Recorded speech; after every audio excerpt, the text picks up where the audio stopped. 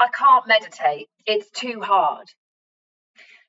When I sit there, all I hear is my head, and it's very loud. I struggle to be with all the sensations that are in my body. I just find it boring. Are any of those themes, thoughts, or experiences familiar to you and your meditation journey? Because same, none of us have actually been taught how to properly meditate. And what I can see and what I've experienced is a lot of the meditation out there, the intentions behind the explaining and the education of it are so well-meaning. But I think there's a huge lack of other dimensions that we could bring into this as to why it's important, what it is, and really what the overall game is, right? When I first began my meditation journey, let's say the second time around, because as a kid I meditated every day for years. Every day. But no one else was meditating in my family. It was frowned upon and everyone just thought I was napping. No one took me seriously. I was very much a child born into a world that wasn't quite ready for the spiritual wisdom I held within me. So I shoved my spiritualness, my spirituality, and the core of who I am into a box. And that box started to spring open about 7 or 8 years ago. And here we are. You're looking at this version that is with you today. So I started meditating again 8 years ago.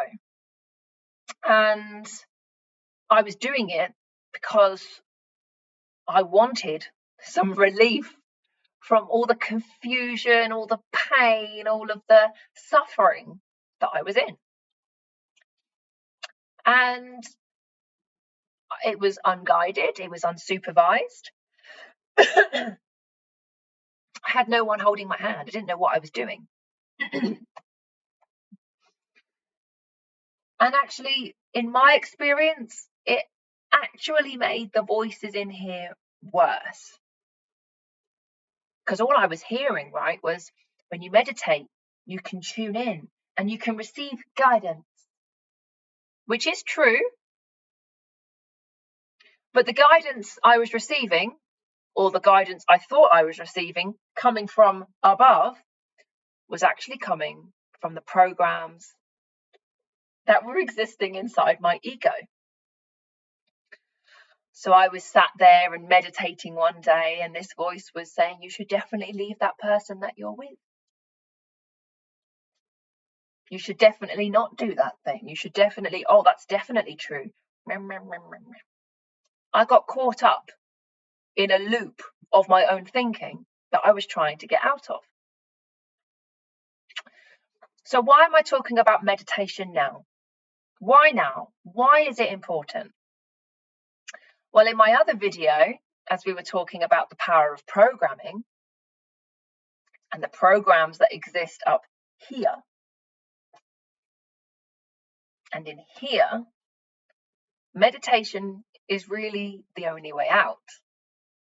Because when you choose to take some time to yourself to sit there and be, you then become so aware of all of the chaos that exists within all of it. Now, many of us do a really great job of ignoring or denying the chaos and the confusion and the barrage of thoughts that go around our head on a daily basis. And really what I can see, the path of liberation out of the suffering, is to bring into the conscious mind what's going on in the sub and unconscious. Bringing these thought patterns into your awareness and actually doing something about it. Having the courage to do something about it. Because it's not easy, and which is why a lot of people choose not to meditate. Because when they really sit there and allow themselves to come face to face with their programming, their patterns, their mess. A lot of us want to run the other way because it's not nice, a lot of it. Some of it's great. Sometimes when you can sit into meditation, you can tune into parts of yourself that have been inaccessible before. And that can feel like a huge relief, like, wow, I didn't realize I felt this way, or wow, I didn't realize that, fill in the blanks. Meditation is very much a personal journey, but we can pay attention and learn different ways in which to make this easier, right? So this is what this video is going to be about. We're going to be talking about meditation, how to meditate, what types of meditation you can do, and why. Like, why is it important? I like to look at human beings as batteries, computers, and receivers, right? I am an energetic thing. I have the ability to think, and I can also transmit out energy, thought, vibration, and that can also come into me. Now, we're in 2025.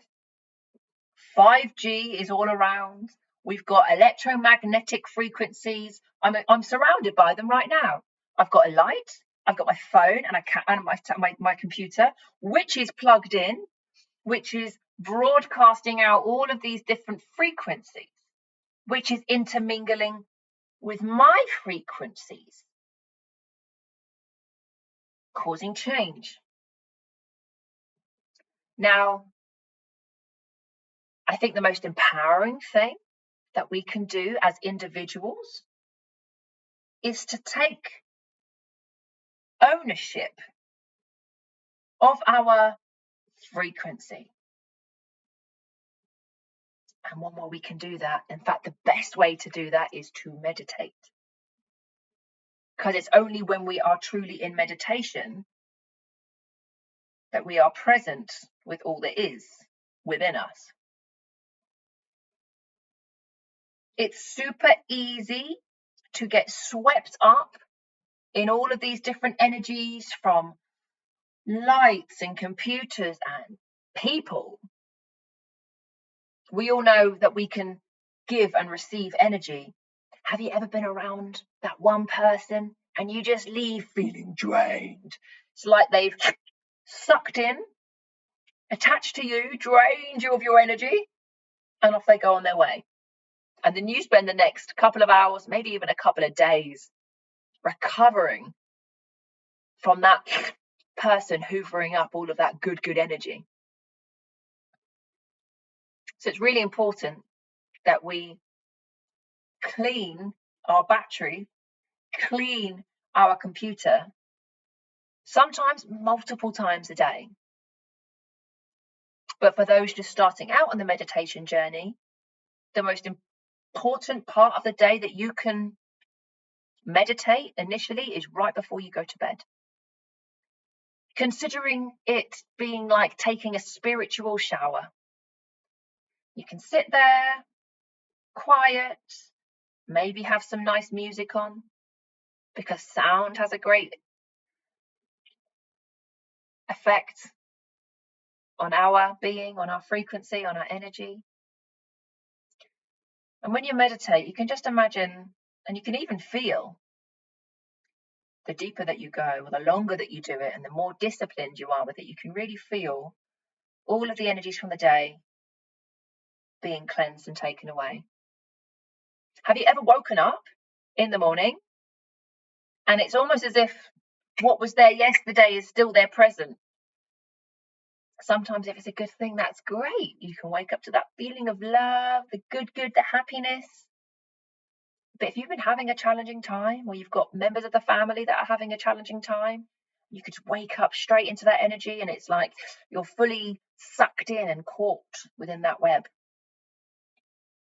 Meditation cleans our channel, which makes us and allows us to bring forth who we actually are underneath it all.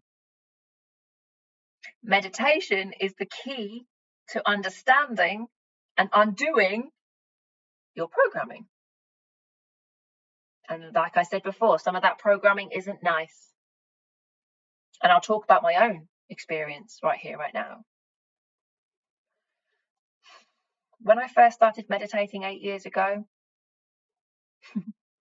I can remember it in 2017. Wow, seems just like yesterday. Whilst also like 5 lifetimes ago, all in one, because of how much has gone on in the world and also in my personal life. And I was sat with this feeling of grief. I had just come out of what was possibly the most traumatizing part of my life path so far, and hopefully it never gets as traumatizing as that. That's a video for another day. In fact, I've already slightly talked about it in a previous video where I start talking about Bonnie Blue. Go back and watch it if you wish. I was sat with grief. I hated myself. I didn't love myself. I was embarrassed by some of the things that I had done in my previous life. I couldn't bear it. But I couldn't run away. Something within me knew that I had to learn to face what was there. I had to learn how to feel. For most of my life, I was just a head, right? I spent all my time up here, ignoring any sensations in the body, because I'd learned to do that in my younger years. Dealing with sexual abuse, specifically. For a lot of us, the after effects of that is that there is a disconnection between our head and our body. And bridging that gap can be really painful and really challenging. I know, I've been there and I'm on the other side. It's not been easy. So from January of 2017 until about November, I cried every single day. Deep, painful tears of grief. And it was almost as if all the pain that I had felt up until that point in those 27 years, because I was 27 then, had all been brought into my awareness and I couldn't escape it. I felt broken. I felt faulty. Just spotted a robin outside. Spirit animal. Thanks for coming. I felt anything but lovable. And quite frankly, I didn't want to sit in meditation. I didn't want to feel it. I just didn't want to. But something within me was telling me this is something that you need to do. Otherwise, it's just going to go on the back burner. Otherwise, I may just actually end up being more like my parents than I would like. That ain't the path for me. I didn't come down to earth to allow myself to be heavily programmed and not learn how to get out of it. I chose an incredibly difficult life for a reason, because I know that some of the life experiences I have had, you guys have experienced the same, and sometimes even worse. And without anybody really out there speaking on how to get out, how to feel, how to reconnect, how to tune in, how to forgive, there's so many different moving parts that are required for our alchemization back into who we were really meant to be. So meditation truly is the key. How many times have you been on a computer and it just stops working? It's like it is just frozen. It is bunged up with processes. It's trying to process this and it just flats out. You got to restart the damn thing. You are like your computer. In fact, you are probably even more intelligent and even more highly sophisticated than your computer, which is another concept people might struggle to metabolize, because we've been taught that we are not these powerful, amazing, courageous beings, of which we are, which I forgot about, but that was part of my path to forget. Their remembrance is here. This is the most exciting part of my life, because I now feel like I'm on the other side of all that shit, and I can go to those still stuck in the shit. Hey, yo, girl. Hey, guy. I got you. This is what I did. Try it out and be patient. When was the last time that you reset your computer? Meditation is that reset. So I'm going to move now into, well, Emily, how? I've sat in meditation. I find it a real struggle. What tips have you got for me? How can I make this easier? Well, I'm glad you asked. Let me explain.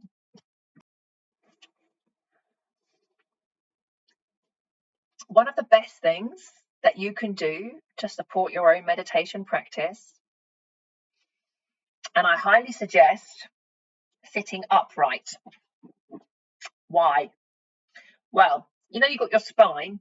Yeah, you've got this spinal cord that goes at the back. Lots of information gets transferred up there. And it doesn't just stop at the base of your neck or at the top of your head. Imagine that spinal cord. It's a bloody radio receiver. It's an antenna which broadcasts up and out. And the best thing that we can do is to remain straight. But if that's too much of a hippy-dippy, WTF, alien crap is that stuff for you to get on board with, a train needs to be able to travel along the tracks, without it being too rough and bumpy. So does your energy. So sit up straight. Find a nice, comfortable position.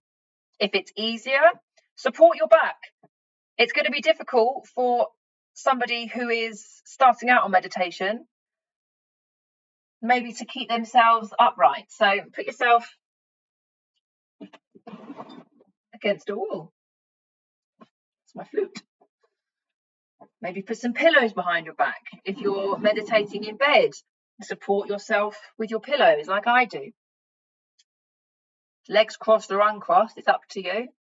The point is, make sure you're comfortable. If you're uncomfortable, you're never going to be able to stop your mind going, oh, and your body from moving.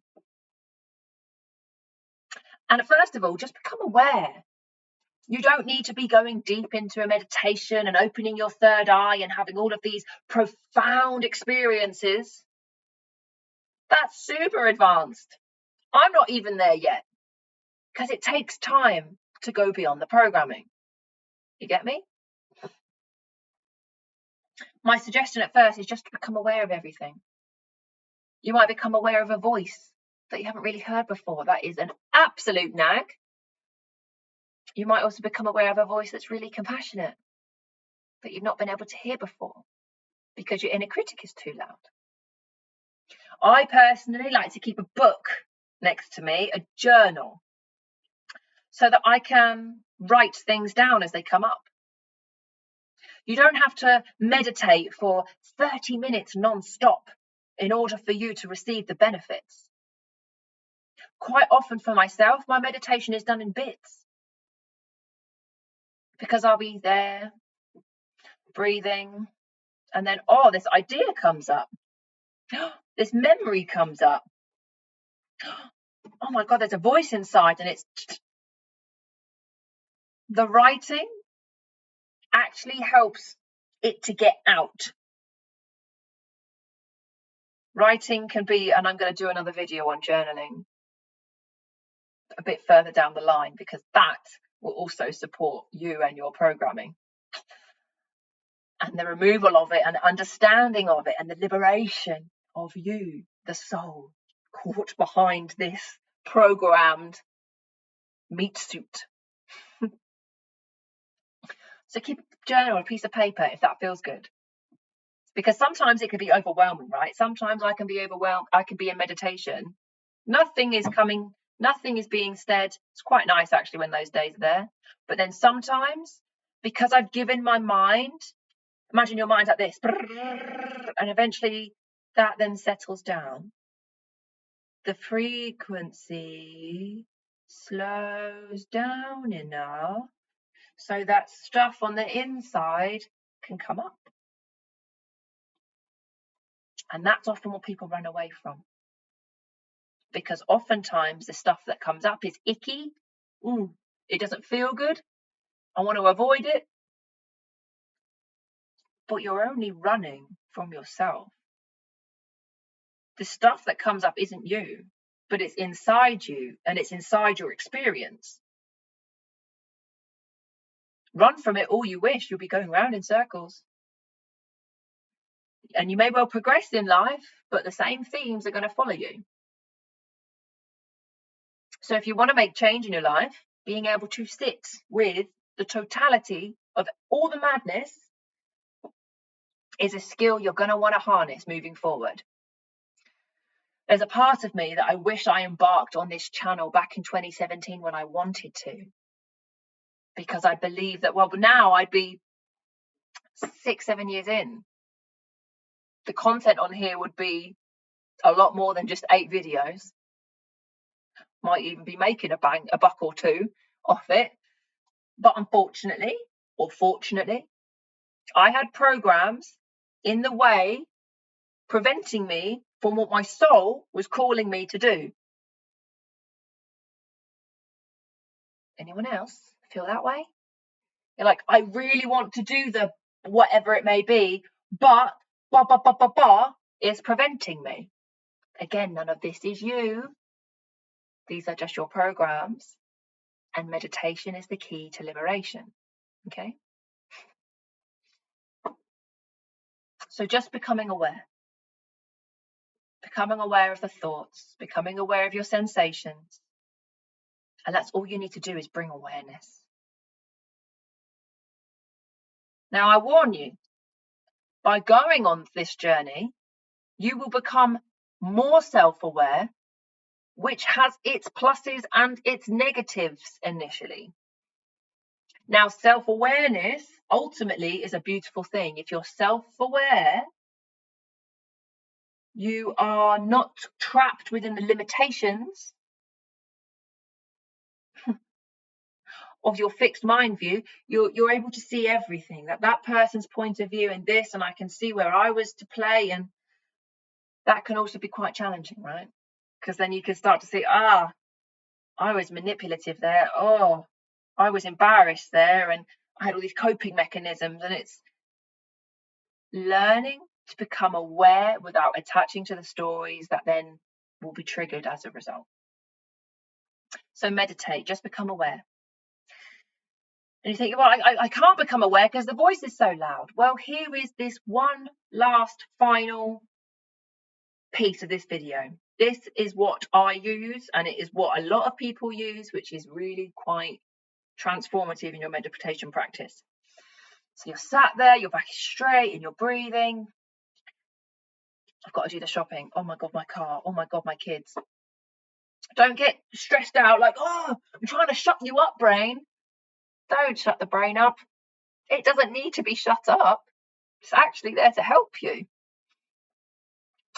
But it's difficult. It can't really help you when it's full of other programs in the way. Kind of gums up the works a bit. So whenever you have a thought that comes up, just thinking.